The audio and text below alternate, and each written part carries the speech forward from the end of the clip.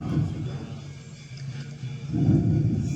किसी ने खूब कहा है कि अंधेरे में छाया, बुढ़ापे में काया और अंत समय में माया कभी भी साथ नहीं देते। प्रार्थना हमें जो ईश्वर से करना चाहिए, क्यों करना चाहिए और उस प्रार्थना में क्या मांगना चाहिए ईश्वर से, आज हम इसी के बारे में चर्चा करेंगे, इसी के बारे में बात करेंगे।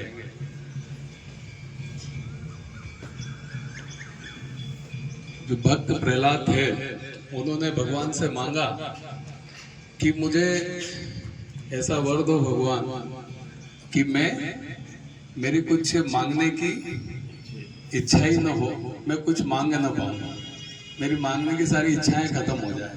ये भक्त प्रहलाद ने मांगा था। फिर माता कुंती ने भगवान से मांगा कि मुझे इतनी विपत्तियां दे भगवान कि मैं हर समय तुझे याद कर पाऊं, हर समय तेरा सुमिरन कर पाऊं, इसलिए मुझे जीवन में इतनी विपत्तियां दे।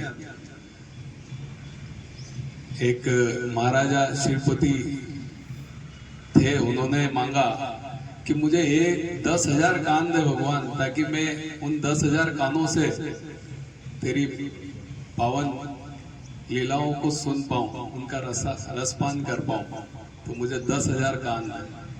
और भगवान हनुमान जी ने तो बहुत ही सुंदर मांगा भगवान से। उन्होंने मांगा कि प्रभु मुझे केवल इतना दे कि मैं दिन रात तेरा भजन कर पाऊं, दिन रात तेरा भजन कर पाऊं, इसके अलावा मुझे और कुछ नहीं चाहिए। तो भगवान से उन्होंने ये मांगा। तो इस तरह से कई लोगों ने इस तरह की प्रार्थनाएं की है। प्रार्थना करना, भगवान से मांगना, भगवान से मांगने में कोई दोष नहीं है, पर मांगना क्या है, आज हम इसी पर चर्चा करेंगे कि हमें क्या प्रभु से मांगना चाहिए, है ना।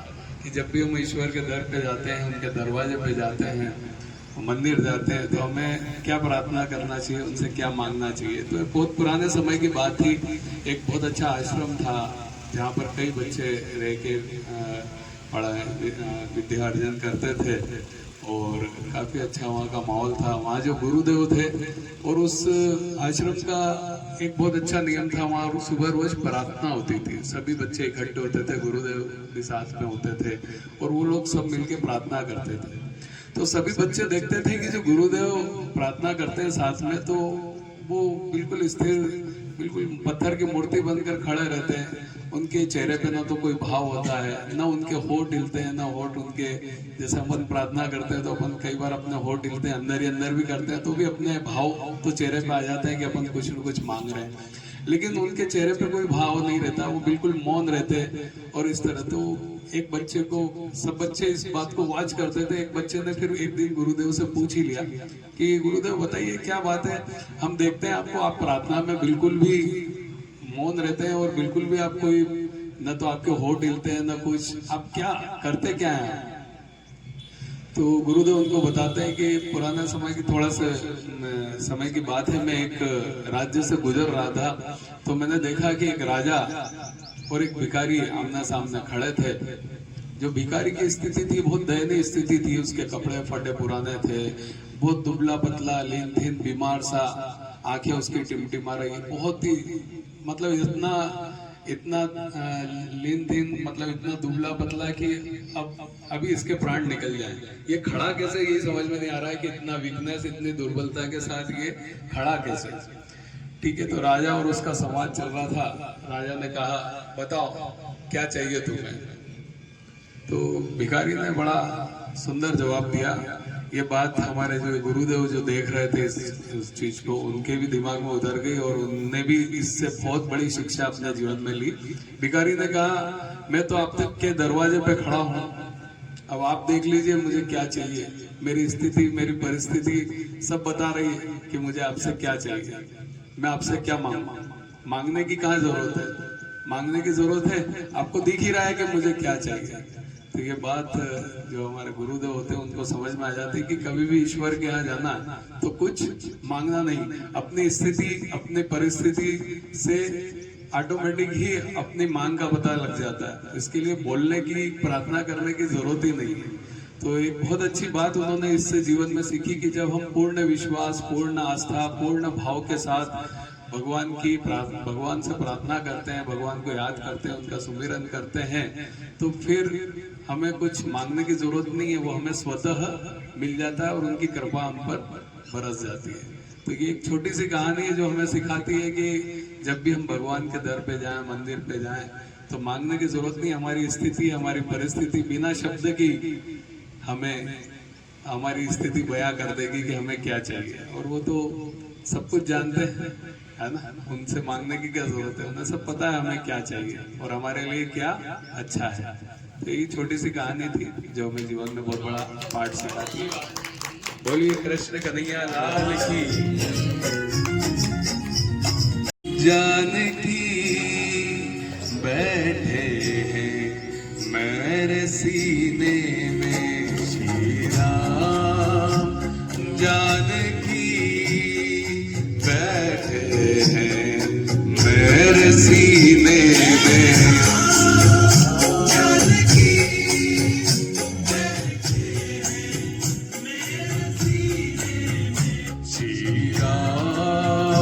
जानकी बैठे हैं मेरे सीने में। देख लो मेरे दिल के नगीने में, देख लो मेरे दिल के नगीने में, श्री राम जानकी बैठे हैं मेरे सीने में।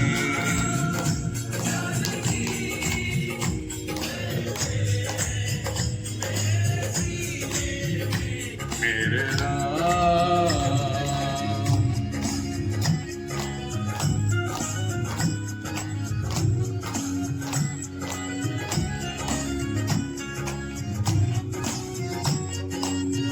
बोलिए प्रभु श्री राम जी की जय, हनुमान जी महाराज की जय। मुझको कीर्ति वैभव न यश चाहिए, राम के नाम का मुझको रस चाहिए।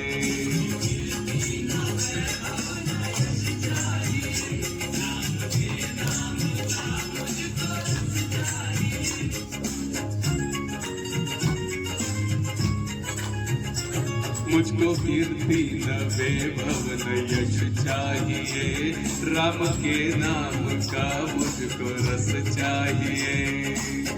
सुख मिले